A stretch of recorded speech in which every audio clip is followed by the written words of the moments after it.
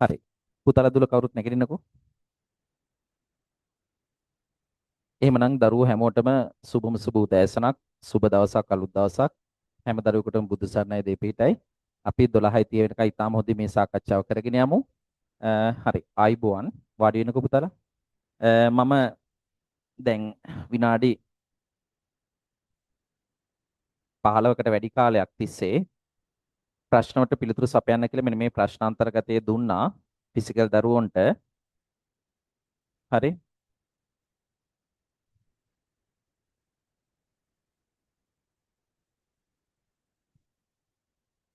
මෙන්න මේ ප්‍රශ්නාන්තරගතය ඔන්ලයින් දරුවෝ බලන්න පුතාලට මේක ටියුට්ස් යටතේ සොෆ්ට් කොපි එක ඇතුල් කරලා ඇති.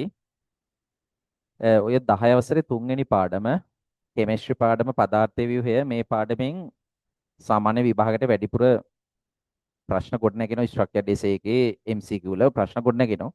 ඉතින් ඔය 1980 ගණන් වල ඉඳන් MCQ අන්තර්ගතයක් මම තෝරගත්තා. අපි MCQ තමයි දැන් වැඩිපුර කරන්න ඕනේ. මොකද MCQ එකක් කරද්දී පවා අපි ටිකක් තේරුමක් ඇතුව මෙතන ගාන හදන නිසා රචනා ප්‍රශ්නට ඒ හුරුව එනවා. දැන් මොකද අපි දිගටම රචනා ප්‍රශ්න ස්ට්‍රක්චර් ඩිසේ වලට ලියන්න හුරුව දිගටම ගත්ත අර ලොකු ප්‍රශ්න කතා කළා රචනා ප්‍රශ්න කතා කළා. අපි අර MCQ වලට වැඩිපුර බර දෙනවා. මොකද ගිය සතියේත් අපි MCQ කතා කරා ෆිසික්ස් MCQ. අද අපි කෙමිස්ට්‍රි MCQ ටිකක් කතා කරන්න හැදුවේ. මේ ටික කතා කරන අතරේ අර ෆිසික්ස් ලොකු ප්‍රශ්නයක් කතා කරන්න බලාපොරොත්තු වෙනවා තාපයේ ප්‍රශ්නය. ඉතින් මේකේ MCQ 85ක් තියෙනවා. MCQ 85ක් තියෙනවා. 85ම කරන්න වෙන්නේ නැහනේ අද. මේක අපි තෝරගෙන කරමු. මම දැන් MCQ 30ක් විතර ලකුණු කරන්න කියලා පුතාලට කිව්වා. ඔන්ලයින් දරුවෝ කලබල වෙන්න එපා. හරි. එතකොට මේකේ MCQ 85. හොඳ MCQ. ඒතර විභාග මට්ටමනේ. ඒතර මේවට උත්තර ගන්න පුළුවන් කියලා කියන්නේ පුතාලගේ තියෙන ප්‍රශ්න වලට විසඳුම් එයි. මොකද මේ පාඩම ඉවර කරපු පාඩමක්නේ 10 වසරේ. දැන් අවුරුදු එකහමාරකටත් වැඩි. හරි. ඒතර මේ ප්‍රශ්න තියෙනවා 85ක්. ගණන් කළ බැලුවොත් ප්‍රශ්න 85ක්. MCQ විතරක්. අපි උත්සාහ කරමු අපේ විෂය නිර්දේශයට අදාළ මොකද අර ගුඩ පරණ ඒවායි ගත්තාම සමහර කාරණා අපිට මේ අපි ඉන්න වර්තමාන කාලයට වැදගත් නොවෙන්න පුළුවන්. ඒක නිසා අපිට වැදගත් වෙන ටික තෝරගෙන කරමු. හරි. ඔන්න පිටු අංක 11 වෙනකන් තියෙන MCQ. එතනින් පස්සේ මේ ව්‍යුහගත රචනා ස්ට්‍රක්චර්ඩ් එසේ ප්‍රශ්න තියෙනවා. එසේ ප්‍රශ්න තියෙනවා. හරි. අපි මේවට උත්තර එන්නේ කොහොමද කියලා බලමු. දැන් මම හිතන්නේ මේ පාඩම මුලින් ඉඳන් කියලා දෙන්න අවශ්‍ය නැහැ. ප්‍රශ්නට අදාළව පැහැදිලි කිරීම් ටික කරගෙන යන්න. හොඳ ප්‍රශ්න ටිකක් අපි තෝරගෙන කරමු. හරි. ඒ අතරේ මතක ඇති මෙතන පැති 17ක් වෙනකන් තියෙනවා. හොඳේ. පැති 17ක් වෙනකන් තියෙනවා. පැති 17න් තමයි ඉවර වෙන්නේ. හරි. එතකොට ඒ අතරේදී මේ ගිය සතිය අපි අර ෆිසික්ස් ප්‍රශ්න සාකච්ඡාවක හිටියේ ඒකෙත් MCQ කතා කරේ. මෙන්න මේ ප්‍රශ්න අන්තර්ගතේ පාඩම් තුනක් 10 අවසර 9 වෙනි පාඩම සම්ප්‍රයුක්ත බලය 11 වෙනි පාඩම් බලයක ප්‍රමාණාචරණය 12 වෙනි පාඩම් බල සමතුලිතතාවය. ඉතින් මේකෙත් අපි MCQ තනින් තනින් කතා කරමින් හිටියා. සැලකිතු ප්‍රමාණයක් එදා කතා කරගත්තා. අදත් ඒක MCQ තෝරගෙන ටිකක් කතා කරන්න බලාපොරොත්තු වෙනවා. අපි අර ටිකක් වැඩිපුරනේ එකම ශේෂ්ත්‍රයක ඉන්න තු ටිකක් ශේෂ්ත්‍ර කීපයක් කතා කරමු කියලා කියන්නේ. මොකද හේතුව සාමාන්‍ය පෙළ පේපර් එකේ ඉන්නේ පාඩම් ඔක්කොගෙමනේ. ඒක නිසා අපි පොඩ්ඩක් කෙමිස්ට්‍රි ප්‍රශ්න ටිකකුත් කතා කරලා ෆිසික්ස් MCQ ටිකකුත් කතා කරලා ෆිසික්ස් වල රචනා ප්‍රශ්නයක් ඇදී තාපයේ ප්‍රශ්න යන්නේ එක කතා කරන්න ඕන. ওই ටික අපි කන්ටෙන්ට් එක විදිහට අද දවසේ අරගෙන යන්න. හරි. එහෙනම් මේ ඉස්සරලාම යමු මෙන්න මේ කෙමිස්ට්‍රි මෙතෙන්ට එමු අපි පොඩ්ඩක් කෙමිස්ට්‍රි ටියුට් එකේ ප්‍රශ්න කීපයක් කතා කරලා බලමු.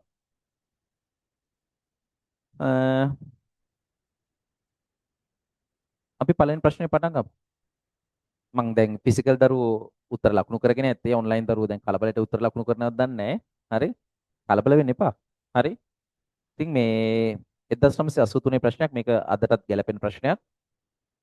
නම් විෂය නිර්දේශයේ කියන්නේ තියෙන විෂය නිර්දේශයට ගැලපෙනවා. මේකට උත්තරයක් ගන්න කවුරු? උත්තරයක් ගනිපු නැති දරුවෝ ඔන්ලයින් දරුවෝ තප්පර 30ක් වගේ ඇතුළත උත්තරයක් ගන්න උත්සාහ කරන්න.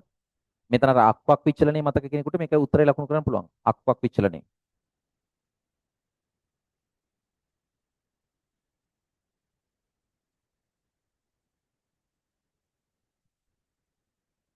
පළවෙනි ප්‍රශ්නය.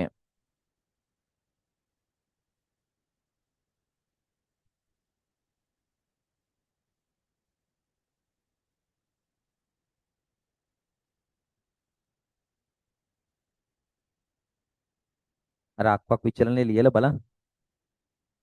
ඒකට අනුව නේද උත්තරේ තෝරන් තියෙන්නේ.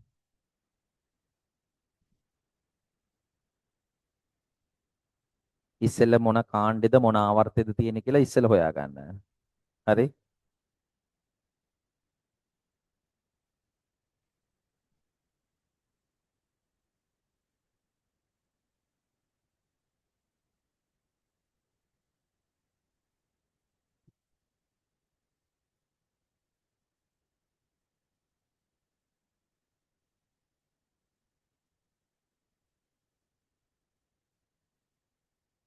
පළවෙනි ප්‍රශ්නෙට කොබලන් පිළිතුරු අංක 1 තෝරපු දරුවා තුස්ස. 1. chat box එකට එවන්න අපේ ඔන්ලයින් දරුවෝ එදා වගේ ගිය සතිය වගේ අපිට MCQ වලට උත්තර එවුවනේ. පිළිතුර 1 කියන අය තුස්සන්. පිළිතුරු අංක 2 කියන අය තුස්සන්. පිළිතුරු අංක 3 කියන අය තුස්සන්. 4 ඉහත කිසිවක් නොවේ. එහෙම නෑනේ. හරි. ඔන්න පිළිතුරු අංක 1ට තමයි වැඩිපුර අය ඉන්නේ. ඉතින් මම මේකේ උත්තරේ විතරක් කියන්නේ නැතුව පොඩ්ඩක් මෙහෙම ප්‍රශ්නයක් આવොත් මේ වගේ ප්‍රශ්නයක් આવොත් ඕනම ප්‍රශ්නයකට උත්තර හොයාගන්න පුළුවන් විදිහට කතාව අරන් යන්න. ඒතර හරිනේ. ඒතර අපි මේ MCQ එකෙන් මේ වගේ එන්න පුළුවන් හැම ඕනම ප්‍රශ්නයකට පිළිතුරු හොයාගන්න විදිහ කතා කරමු. හරි? නැතුව මේකට උත්තර විතරක් නෙමෙයි. පුතල මේ කියන්නේ එක A B C D යන මූලද්‍රව්‍ය සතරෙහි ඉලෙක්ට්‍රොනික වින්‍යාසය පහත දී ඇත. මෙම මූලද්‍රව්‍ය අතුරින් වැඩිම අයනීකරණ ශක්තිය තිබිය හැකි මූලද්‍රව්‍ය. වැඩිම අයනීකරණ ශක්තිය තිබිය හැකි මූලද්‍රව්‍ය කුමක්ද? දැන් අපි ඉස්සරලාම දැන් දැනගන්න ඕන මේ ආවර්තාවකයේ A B C D ඉන්න තැන් ටික.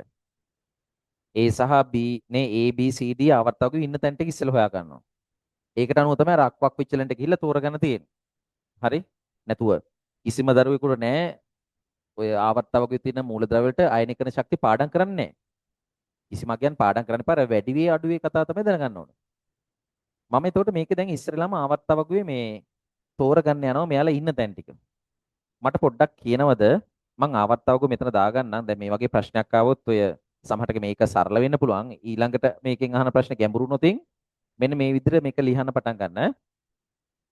ආවර්තාවකයේ අර අපි පොඩ්ඩක් ආවර්තාවකව දාගමුකෝ මේ අර ලොකු ආවර්ත දෙක ඔන්න ඔහම දාගත්තා. පුතා ලොකු ආවර්ත දෙක දාගත්තොහම මම බෝඩ් එකට යන්න නැතුව ඉන්නම්.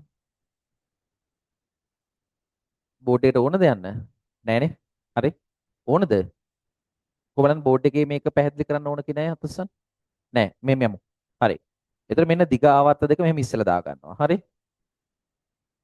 ඊට පස්සේ මේකේ දිග ආවර්ත වල කාණ්ඩ 8ක් තියෙනවා. 1යි 2යි 3යි 4යි 5යි 6යි 7යි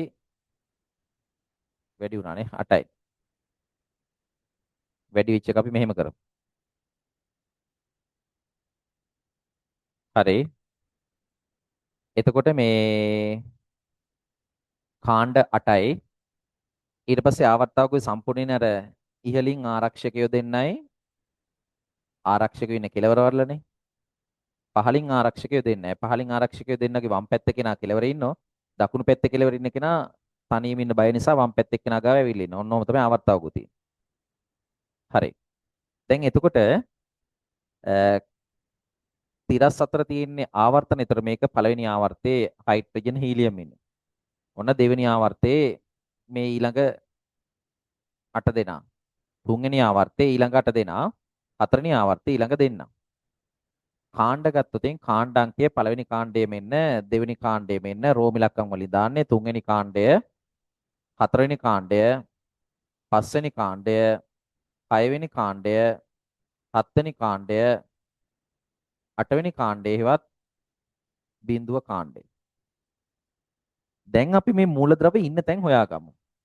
සමහරට මේ MCQ එක ඇතුලේ වෙන වෙන MCQ වලට උත්තර ලැබෙන්න පුළුවන්.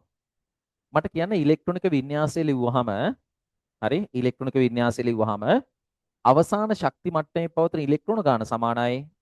එයා ආවර්තාවක වෙන්නේ මොන අංකයටද? කාණ්ඩ අංකයට. එහෙම එකක් දන්නවද? මතකද පාඩම් කරා නම් අහුණාද?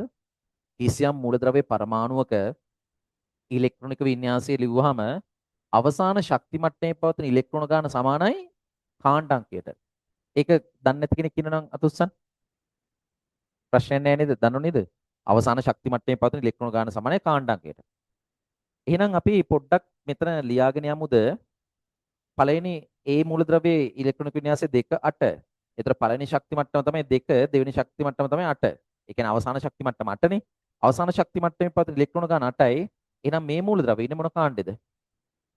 8 වෙනි කාණ්ඩේ. 8 වෙනි කාණ්ඩේවත් බිඳුව කාණ්ඩේ ඉන්නේ. හරිද? හරිද? හරිනම් හරි කියන්නේ. හරිනේ? ගැටලු තියෙනව විසඳ ගන්න. දැන් මොකද දැන් ආයමත් මුලින් ඉඳන් සිද්ධාන්ත කියලා දෙන්න ඕනේ නැහැ. කෙලින්ම පාඩම් කරපු පොයින්ට් එක මතක් වෙන්න ඕන. ඒක ඇප්ලයි කරන්න ඕන ගානට. මේක ටිකක් මේක පළවෙනි කාණ්ඩේ මේක දෙවෙනි කාණ්ඩේ මේ පළවෙනි ශක්ති මට්ටම දෙවෙනි ශක්ති මට්ටම තුන්වෙනි ශක්ති මට්ටම. ප්‍රථම ශක්ති මට්ටම ඉලෙක්ට්‍රෝන 7යි. එහෙනම් මෙයා ඉන්නේ මොන කාණ්ඩේද පුතා? 7 වෙනි කාණ්ඩේ. තේරෙන්නේ නැත්නම් කියන්න. මෙයාට යන්න පළවෙනි ශක්ති මට්ටම දෙවෙනි ශක්ති මට්ටම තුන්වෙනි ශක්ති මට්ටම. ඒතර ප්‍රථම ශක්ති මට්ටමේ මෙන්න මෙයා ඉලෙක්ට්‍රෝන 8ක් තියෙනවා. එහෙනම් කාණ්ඩාංකය 8 ඉන්නේ. කාණ්ඩාංකය මෙයා 8 ඉන්නේ. මෙයාගේ පළවෙනි ශක්ති මට්ටම දෙවෙනි ශක්ති මට්ටම තුන්වෙනි ශක්ති මට්ටම මෙන්න ප්‍රථම ශක්ති මට්ටම හතරවෙනි ශක්ති මට්ටම මේකේ ඉලෙක්ට්‍රෝන එකයි කියන්නේ මෙයා කාණ්ඩාංකය K ඉන්නේ. ඔය ටික අවුලක් නැහැනේ. ඊට පස්සේ කියනව නේද කිසියම් මූලද්‍රව්‍ය පරමාණුවක කිසියම් මූලද්‍රව්‍ය පරමාණුවක කිසියම් මූලද්‍රව්‍ය පරමාණුවක ඉලෙක්ට්‍රොනික වින්‍යාසය ලිව්වහම ඉලෙක්ට්‍රෝන පිරීපවතන ශක්ති මට්ටම් ගණන සමානයි ආවර්තංකයට. ඉලෙක්ට්‍රෝන පිරීපවතන ශක්ති මට්ටම් ගණන සමානයි ආවර්තංකයට. නේ? එතන ඉලෙක්ට්‍රෝන පිරීපවතන ශක්ති මට්ටම් ගන්න. පුතා ඉලෙක්ට්‍රෝන පිරීපවතන ශක්ති මට්ටම් ගන්න. මෙතන 1යි 2යි. එහෙනම් ශක්ති මට්ටම් ගන්න දෙක නම් ආවර්තංකය දෙක නේද? ආවර්තංකය දෙක. මෙයාගේ ශක්ති මට්ටම් ගන්න 1යි 2යි 3යි. එහෙනම් මෙයාගේ ආවර්තංකය කීයද? 3යි. මෙයාගේ ශක්ති මට්ටම් ගන්න. මෙයාගේ ශක්ති මට්ටම් ගන්න 3යි. ආවර්තංකය 3යි. මෙයාගේ ඉලෙක්ට්‍රෝන පිරිපත්න ශක්ති මට්ටම් ගන්න 1යි 2යි 3යි 4යි. එහෙනම් ආවර්තංකය 4යි. දැන් අපි පොඩ්ඩක් බලමුද වගුව ඇතුළට දාමුද මේ මූලද්‍රව්‍ය ටික තියෙන තැන් වලට පොඩ්ඩක් දාලා බලමුද මොකක්ද වෙන්නේ කියලා. මම මේ ප්‍රශ්නේ ලේසියෙන් ගන්න ක්‍රමත් තියෙනවා. ලේසියෙන් උත්තර ගන්න ක්‍රමත් තියෙනවා. නමුත් මම මේක පැහැදිලි කිරීමක් කරම තුල ඔයාලට තව MCQ කීපයකට උත්තර හොයාගන්න පුළුවන් මේ වගේ ගණක් ආවොත්. හරි. මෙන්න මම මේක ඇතුළට පුරවන්න යන්නේ. බලන්න පුතාලා. ඒ පුරවන්න හදන. ඒ ආවර්තංකය දෙක කාණ්ඩාංකය 8. ආවර්තංකය දෙක කාණ්ඩාංකය 8. කො ආවර්තංකය දෙක? මෙන්න ආවර්තංකය දෙකේ කාණ්ඩාංකය 8 කියලා යත්තේ 8 කියන්නේ මෙන්න මෙතන. එහෙනම් ඒ ඉන්නේ මේක නේද? ප්‍රශ්නයක් තියෙද? ප්‍රශ්නයක් නැහැ නේද දුව? නැහැ නේ තේරෙනව නේද පුතා? හරි. හරි. ඊට පස්සේ B ට යන් B ආවර්තංකය 3 කාණ්ඩාංකය 7. ආවර්තංකය 3 මෙන්න ආවර්තංකය 3 කාණ්ඩාංකය 7. එහෙනම් B ඉන්නේ මෙතන. B ඉන්නේ මෙතන. C ට එන්න. මෙතන ආවර්තංකය 3 කාණ්ඩාංකය 8. ආවර්තංකය 3 කාණ්ඩාංකය 8. එතකොට C ඉන්නේ මෙතන. C ඉන්නේ මෙතන. C ඉන්නේ මෙතන. හරි. ඊට පස්සේ D ට එන්න. D ට ගත්තාම ආවර්තංකය 4 කාණ්ඩාංකය 1. ආවර්තංකය 4 කාණ්ඩාංකය 1 නම් D ඉන්නේ මෙතන. තේරුණාද ආවර්තකයේ ඉන්න තැන් ටික හොයාගත්ත විදිය? තේරුණාද? අදින් පස්සේ ඉලෙක්ට්‍රොනික වින්‍යාසය දුන්නාම ABCD කවුද කිය බල බල ඉන්නේ. කෙලිම ඉලෙක්ට්‍රෝන පිරිපවතන ශක්ති මට්ටම් ගාණයෙන් ආවර්තංකයට යන්න අවසාන ශක්ති මට්ටමේ පවතන ඉලෙක්ට්‍රෝන ගාණයෙන් කාණ්ඩාංකයට එන්න. ඒ අනුව ආවර්තකයේ තියෙන තැන නිරූපණය කරන්න. ඊට පස්සේ මට කියන්න කාණ්ඩයක් ඔස්සේ ආවර්තයක් ඔස්සේ වමේ සිට දකුණට යනකොට අයනීකරණ ශක්තිය සාමාන්‍යයෙන් මොකද වෙන්නේ? වැඩි වෙනව නේද? වැඩි වෙනවා. දැන් මෙතන අහන්නේ අයනීකරණ ශක්තිය වැඩිම එක්කෙනා අහන්නේ. අයනීකරණ ශක්තිය වැඩිම කෙනා අහන්නේ. හරි? මට කියන කාණ්ඩයක් ඔස්සේ මම මේකත් ලියන්නම් මෙහෙම වෙන පාටකින් ලියන්නම් ආවර්තයක් ඔස්සේ එහෙම පටන් ගන්නම්. ආවර්තයක් ඔස්සේ වමේ සිට දකුණට යනකොට සාමාන්‍යයෙන් ආවර්තයක් ඔස්සේ වමේ සිට දකුණට යනකොට සාමාන්‍යයෙන් අයනීකරණ ශක්තිය මොකද වෙන්නේ? වැඩි වෙනවා. ලියනවා අයනීකරණ ශක්තිය වැඩි වේ. අයනීකරණ ශක්තිය වැඩි වේ. අයනීකරණ ශක්තිය වැඩි වේ.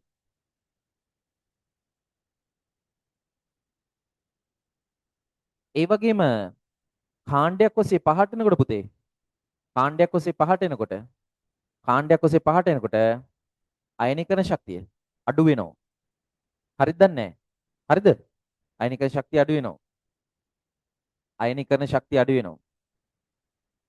අයනීකරණ ශක්තිය අඩු වේ. හරි. එහෙමනම් මේ මට කියනකෝ අයනීකරණ ශක්තිය වැඩිම අය ඉන්න ඕනේ එතකොට වම් පැත්ත කෙලවරේද දකුණු පැත්ත කෙලවරේද? සාමාන්‍ය. අයනීකරණ ශක්තිය වැඩිම අය දැන් ආවර්තයක් ඔස්සේ වම් ඉස්සර දකුණට යනකොට අයනීකරණ ශක්තිය වැඩි වෙනවා නම් දකුණු පැත්තේ කෙලවරේම නේද? දකුණු පැත්තේ කෙලවරේම නේද? දකුණු පැත්තේ කෙලවරේම නේද?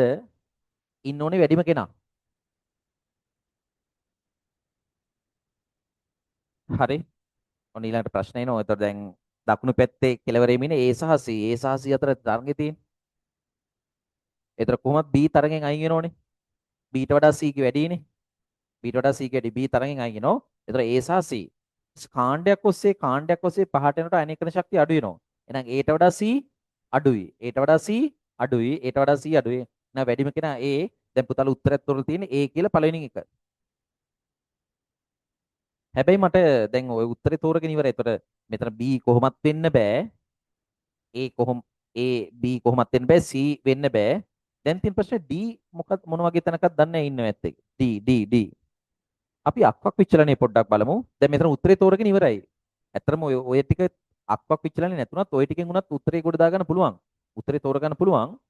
ඉතින් මේ මම මෙන්න මෙහෙම දෙයක් කරනවා. මෙන්න මේ පළවෙනි ආවර්තයට මම මුකුත් ලියන්න යන්නේ නැහැ. මොකද හේතුව මූලද්‍රව්‍ය දෙකයි තියෙන්නේ.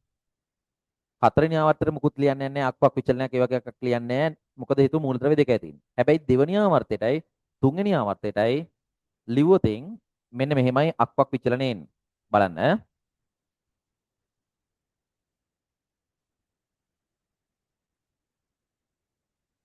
මේක මතකද? පහුගිය දවසක මේ රිවිෂන් එකේ කතා කරන්නේ දර ස්ට්‍රක්චර් ඩිසේ ප්‍රශ්න ලියන ටියුට් එක කතා කරා.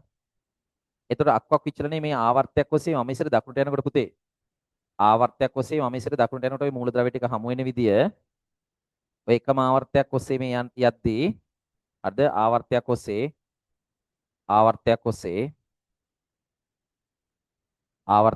මම ඉස්සර දකුණට යනකොට කොහොමනේ විචලනය වෙන්නේ. ඒතර මම මූලද්‍රව්‍ය තියෙන ටික තැන් ටික වෙන් පෙන්නන්නම්. මෙන්න පළවෙනි තැන මෙතන ඉන්න පළවෙනි කාණ්ඩය එක්කෙනා.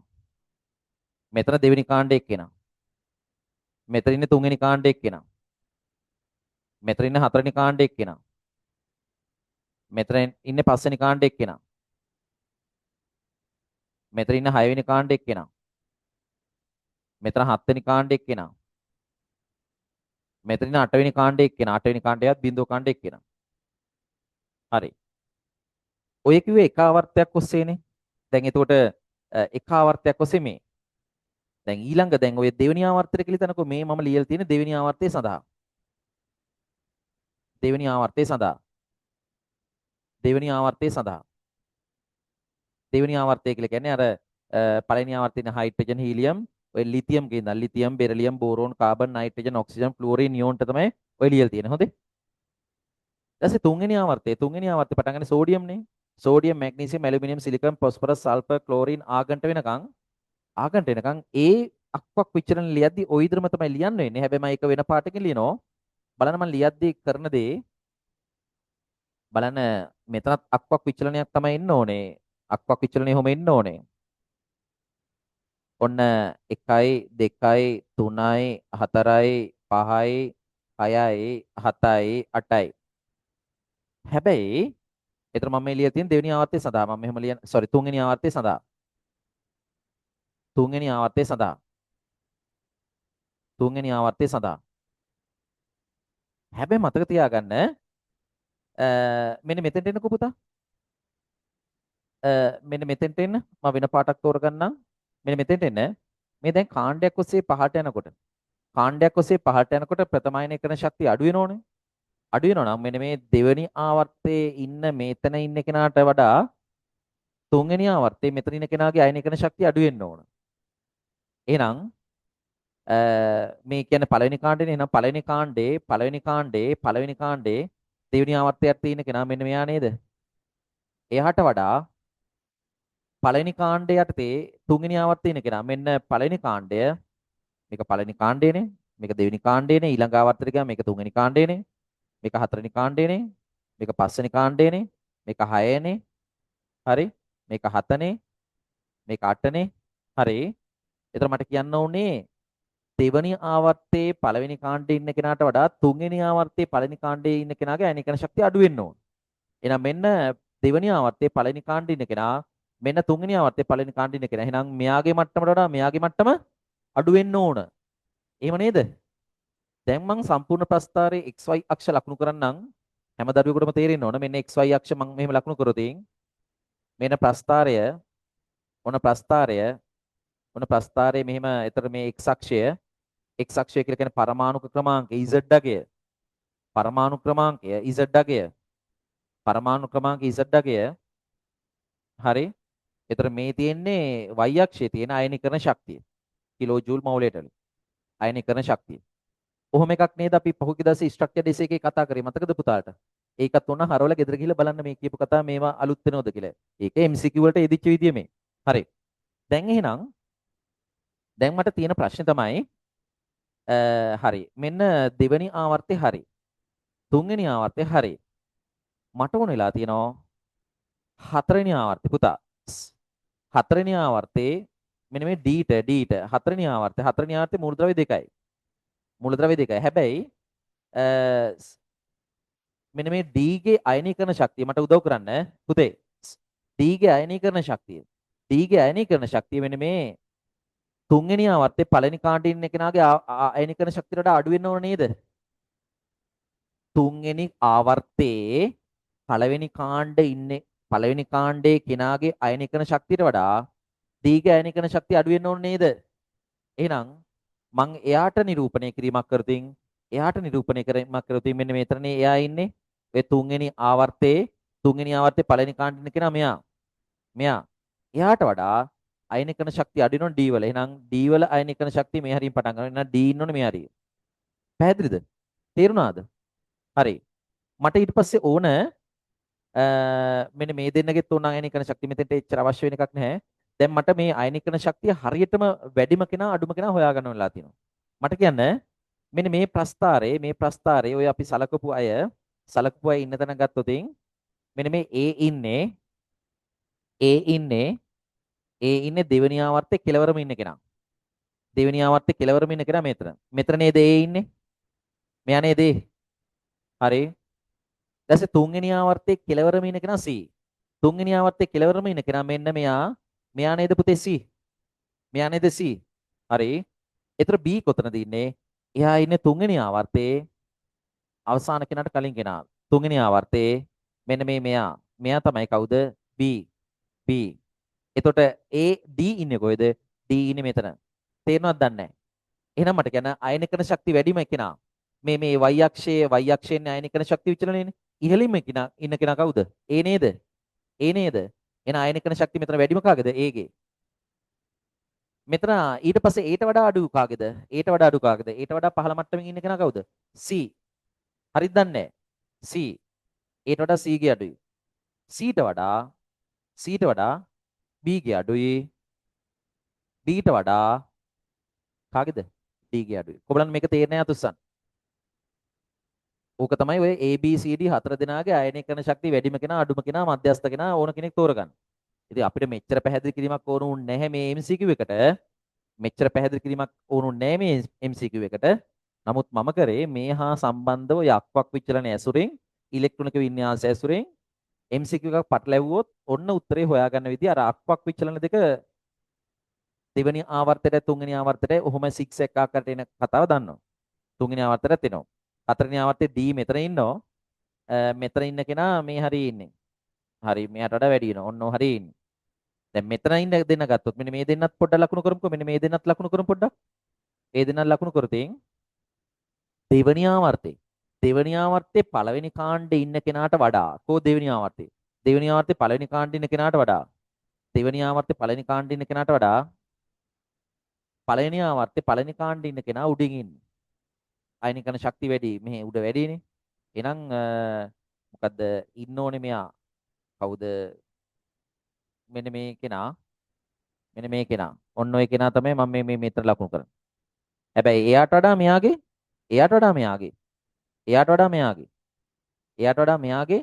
වැඩි වෙන්න ඕන.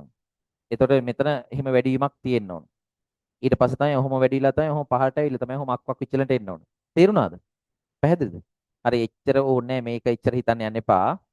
ඒක ටිකක් මට ඉඩ නැති නිසා ඔහොම පැක් කරන්න උනා. නැත්තම් මෙහෙන් තමයි අදින්න වෙන්නේ. හරි. ඒක නෙච්චර හිතන්න යන්න එපා. මෙන්න මේ AB ACBD තෝරගන්න විදිය දැනගත්තම ඇති. එතකොට මෙතන උත්තරේ අවශ්‍ය දරුවෙක් අවශ්‍ය තැන් වලින් සටහන් කරගන්න. අර මේ ඩිස්කෂන් එක තියෙන්නේ සමහර දරුවෝ සමහර කොටස් දන්නවා සමහර කොටස් දන්නේ නැහැ. දන්නේ වෙලිය යන්න එපා. නොදන්න අමාරු තැනක් આવුත් ටක් ගාලා නෝට් කරගන්නයි තියෙන්නේ. හරි.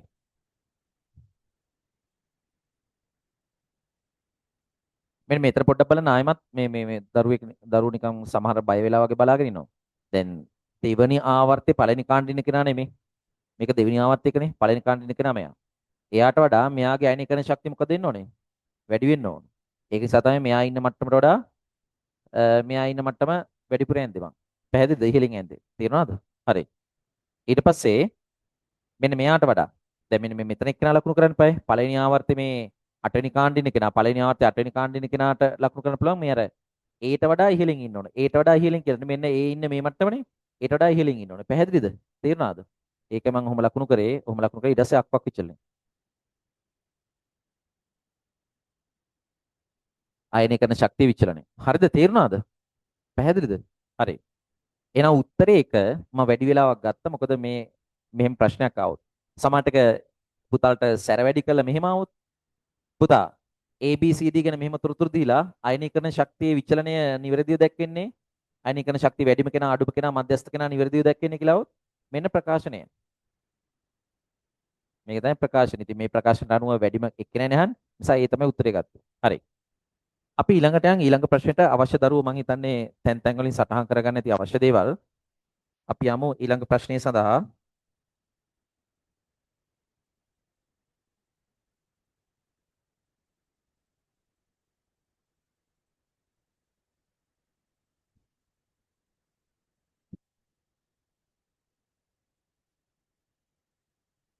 හරි නේද? කොහොමද ඔන්ලයින් දරුවන්ට පුළුවන් අර මේක රෙකෝඩින් එක බලන්න පුළුවන් නේ. ස්ක්‍රීන්ෂොට් එකක් දාගත්තාම නිදහසේ මේක දන්න තැන් නොදන්න තැන් පොඩ්ඩක් විශ්ලේෂණය කරන්න පුළුවන් ආයමත් පොත අපස්සට හරවලා. ෆිසිකල් දරුවෝ ඉතින් හොඳට බලාගෙන ඉන්න වෙනවා. එයාලට රෙකෝඩින් එක ආයමත් ඇක්සස් කරන්න පුළුවන් ඕනනම් ගිහිල්ලා. හරි. ඇති නේද වෙලාව? හරි ලියනවද කිස? ලියන. හරි. දුව ලියනවා නම් කියන්න. පුතාලා. හරිනේ? අවුලක් නැහැනේ? හරි. මේ වගේ ප්‍රශ්නයක් ආවොත් ඊට පස්සේ උත්තර වර්ධින්න බෑ හොඳේ. හරි. අක්වක් විචලනයේ වෙන්නේ මෙහෙම වෙන්නේ කියලා ඒක පැහැදිලි කිරීම එක ටිකක් සංකීර්ණ කාරණයක්. ඒක ඇහුවොත් මම කියන්න. ඒකත් මම ස්ට්‍රක්චර් ඩේස් එකේ කතා කරා. ආවර්තයක් ඔස්සේ වම ඉස්සර දකුණට යනකොට අයනිකරණ ශක්තිය වැඩි වෙන්න හේතුව කතා කරලා තියෙ ටියුට් එක බලන්න. ආයි මම නැවත නැවත එකම දේ කර කර ඉන්න ඕනේ නෑනේ. කාණ්ඩයක් ඔස්සේ පහට යනකොට අයනිකරණ ශක්තිය අඩු වේ කියන එකත් පැහැදිලි කරලා තියෙ හේතු සහිතව බලන්න. හරි. අර කෙමිස්ට්‍රි ටියුට් එකේ තියෙන ස්ට්‍රක්චර් ඩේස් අර හිස්තැන් මත ලියපු ටියුට් එකේ ඒකේ තියෙනවා. හරි. ඊළඟ ප්‍රශ්නය මේ ඔය 1983 දෙවෙනි ප්‍රශ්නේ තෝරන්නකෝ වගේ ඒවා සාමාන්‍ය පෙළට ආපු එකත් මේ බලනකො. පහත් දැක්කෙන ද්‍රව්‍ය අතරින් සංයෝගය කුමක්ද? සෝඩියම් කියන්නේ කවුද පුතා? මම උත්තරේ අහන්නේ එච්චර අහන තරම් ප්‍රශ්නයක් නෙමෙයි. සෝඩියම් කියන්නේ මූල ද්‍රව්‍යයක්. හීලියම් කියන්නේ capital H simple E. Helium අපි මේ හීලියම් ගැන පොඩ්ඩක් කියන්න ඕන. සෝඩියම් මූලද්‍රව්‍ය පරමා. හරි මූලද්‍රව්‍යයක්.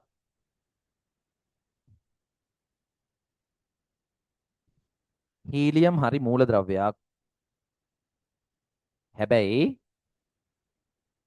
අපි මෙයාලට කියන මේ මූලද්‍රව්‍යයක් සෝඩියම් මූලද්‍රව්‍යයක් පරමාණු ලෙස තියෙන. ඔය පරමාණු ලෙස තියෙනවා. හැබැයි හීලියම් මූලද්‍රව්‍යයක් හැබැයි අණු ලෙස තියෙන. පුතාලා කියයි මේ සර් අණුවක් කියලා කියනකොට සර් පරමාණු දෙකක එකතුවක් නෑ. අණුවක් කියන්නේ කිසියම් මූලද්‍රව්‍යයක් ස්වභාවයේ පවතින ස්ථායී ආකාරය. පුතාලා දන්නවා 8 වෙනි කාණ්ඩයයි 8 වෙනි කාණ්ඩය මම පැත්තකින් ලියන්නම්. 8 වෙනි කාණ්ඩයවත් බිඳුව කාණ්ඩයයි. 8 වෙනි කාණ්ඩයවත් බිඳුව කාණ්ඩයයි. කවුද අපිට හම්බෙන්නේ? Helium, neon, argon, krypton, xenon. ඒව පාලට ඕනේ රෙඩෝන් ඒව ඕනේ. Helium, neon, argon, krypton, xenon. හරි. ක්‍රිප්ටෝන් ඕනෙත් නැහැ ආගන් ඔය අපේ අවර්තවගේ. මේ තුන් දෙනාට අපි කියන උච්ච වායු කියලානේ. මේ තුන් දෙනාට කියන උච්ච වායු. මේ තුන් දෙනාට කියන උච්ච වායු. මෙයාලගේ ඉලෙක්ට්‍රොනික වින්‍යාසය බැලුවොතින් ඉලෙක්ට්‍රොනික වින්‍යාසය බැලුවොතින් මේ තුන් දෙනාගේ වෙනෙනම ඉලෙක්ට්‍රොනික වින්‍යාසය ලියලා බැලුවොතින් අවසාන ශක්ති මට්ටමේ උපරිම ඉලෙක්ට්‍රෝන ගන්න පුරවන් ඉන්නේ. ඒක නිසා උච්චයි කියනවා. මෙයාලා ස්වභාවයේ වායු ලෙස තියෙන නිසා කියනවා උච්ච වායු කියලා. හැබැයි මෙයාලා මේ ස්ථායි ඉලෙක්ට්‍රොනික වින්‍යාසයක ඉන්නේ. අවසාන ශක්ති මට්ටමේ උපරිම ඉලෙක්ට්‍රෝන සංඛ්‍යාව පුරවගෙන ස්ථායි වින්‍යාසයක ඉන්න නිසා මෙයාලා ඉලෙක්ට්‍රෝන පිට කරන්නේවත් ගන්නේවත් තවුලේ තියාගෙනවත් කොටිමකුත් බන්ධන හදන්නේ නැහැ. ස්වභාවයේ ස්ථායි ලෙස පවතින. ඒක නිසා හීලියම් වායු ගෝලය තුල හීලියම් තියෙන්න පුළුවන් අණු ලෙස. හීලියම් අණු ලෙස තියෙන. ඒතර මේකට කියන්නේ හීලියම් අණුවක්. නියෝන් අණු කියන්නේ